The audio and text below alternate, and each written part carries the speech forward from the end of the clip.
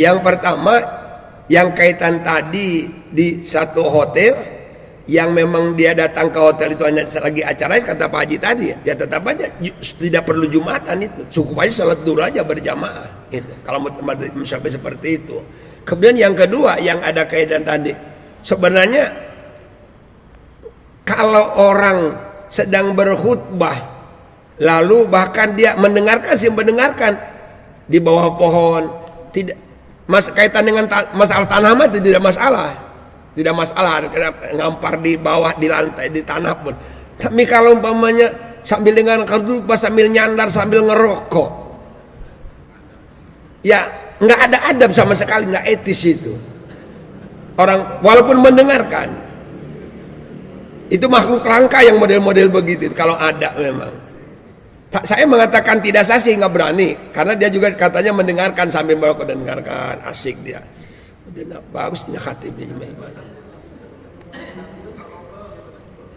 Iya, sambil ngerokok dia sambil ya.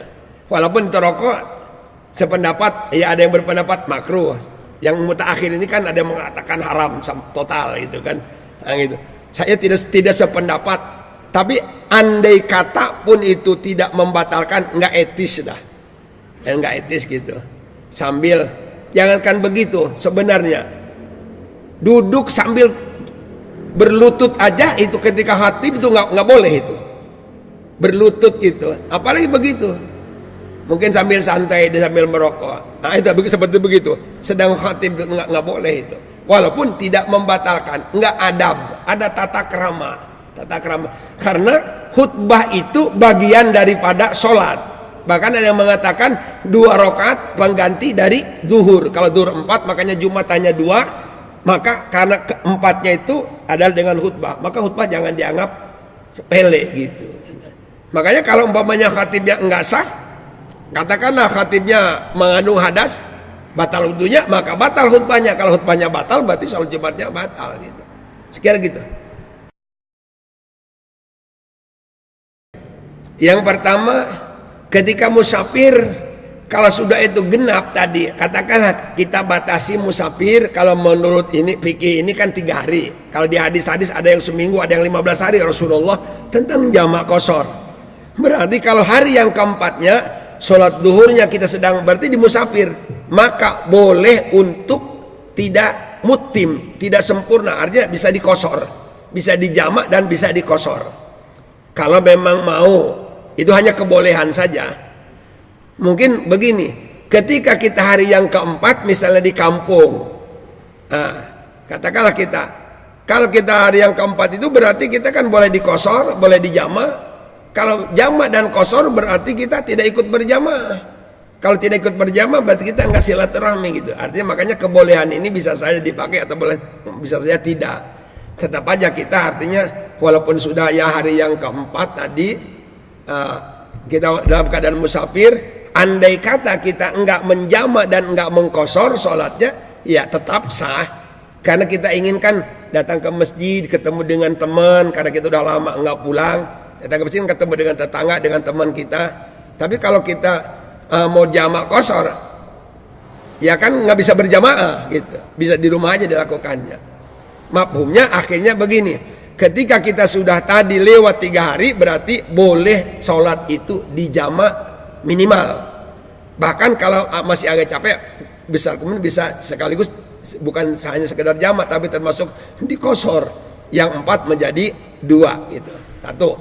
Yang kedua, mana yang lebih utama? Lebih utama aja antara mendengarkan khutbah atau tahiyat masjid, itu ya. Ketika kita datang, ini juga ada 2 pendapat.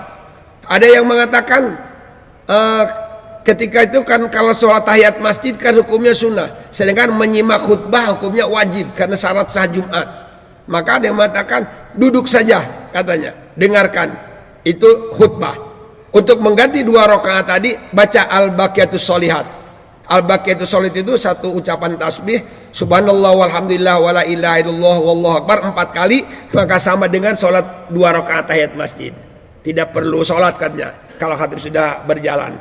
Saya dianggapnya kalau sedang sholat kan nggak menyimak, nggak memperhatikan. Satu pendapat Nabi sedang berkhutbah, datang sahabat, langsung duduk. Tanya Nabi, "Salat tak? Udah salat Anda?" "Belum." "Salat dulu," kata Nabi gitu. Ya, jadi ini terserah aja mau yang mana. Tapi kalau umpamanya kebetulan kita mau salat dulu, jangan di tengah-tengah, kita cari tempat agak minggir-minggir dikit aja dah. Jangan di tengah sini. Kebetulan di sini banyak ada yang harus nyelip sini. Khatib sedang berjalan berkhutbah. Datang banyak Pak Haji Ade salat di tengah-tengah sendirian, nengking aja salat. Kalau merasa terlambat mah udah mojok aja dah gitu aja. Sebab kalau dengan ditonton orang itu nggak bakal benar salatnya itu. Orang sudah dengarkan khutbah ini sedang masih salat gitu.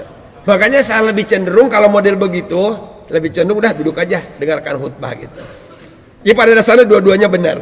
Mau duduk dengarkan khutbah, baca subhanallah walhamdulillah wala ilaha illallah Allahu akbar 4 kali, itu sama dengan 2 rakaat.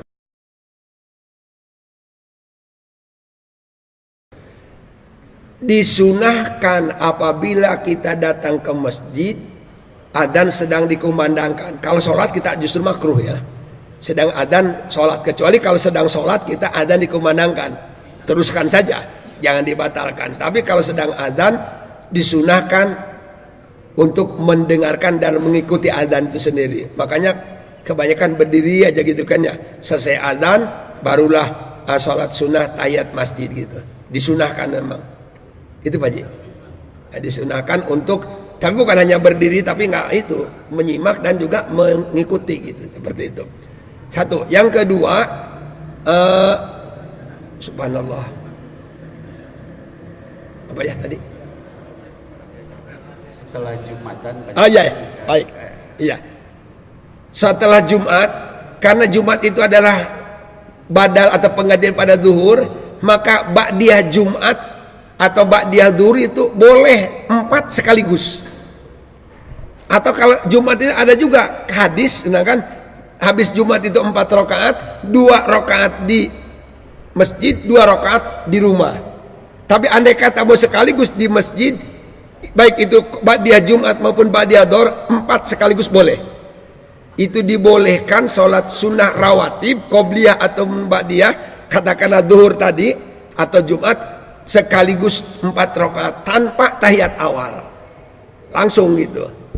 Kalau disamakan dengan zuhur, jadi Jumat tadi kan sama dengan zuhur. Atau boleh juga tadi ada hadis mengatakan bahwa ba'diyah Jumat tetap 4 rakaat, tapi Nabi perlakukan di masjid 2 rakaat dan di rumah 2 rakaat. Kekhawatiran nanti karena ke masjidnya jauh, 2 rakaat lagi di rumah, di masjid kagak, di rumah lupa umpamanya karena jauh pulangnya atau lupa umpamanya. Nah, jadi sekaligus di masjid 4 rakaat boleh sekaligus. Tapi nggak ada tahiyat awal sekaligus. Jadi tidak diseringin dengan tahiyat awal. Itu Pak Haji. Makasih. Ya, di depan ini 2. Ya. Ya. Saya mau menanyakan tentang hukum sholat qobliyah Jumat Pak. Karena udah sholat tahiyatul masjid, sholat lagi 2 rakaat untuk qobliyah Jumat, itu gimana Pak hukumnya? Ikhtilaf. Kalau yang adzan 1 kali rata-rata nggak ada qobliyah. Makanya ada yang berpendapat tidak ada qobliyah Jumat. Tapi kalau Imam Syafi'i tetap ada qobliyah, karena tadi pengganti zuhur ada qobliyah dan ada ba'diyah gitu. Ya artinya gini aja dah. Lalu bagaimana umpamanya kita mau lakukan tahiyat atau qobliyah? Sebenarnya dua-duanya bisa dilakukan. Kalau mau dilakukan dua-duanya, yang pertama tentu harus tahiyat masjid dulu. Kalau mau dilakukan dua-duanya, tahiyat masjid, karena tahiyat masjid itu idza dakhaltumul masjid fala yajlis hatta yusolli raka'ataini, kata Nabi. Bila salah seorang di antara kamu masuk masjid, jangan kau duduk kecuali sholat dulu 2 rakaat tahiyat masjid. Berarti yang kedua kalinya nanti 2 rakaat yang kedua kalinya berarti qobliyah Jumat. Kalau yang berpendapat ada qobliyah Jumat. Sebab ada yang tidak ada qobliyah.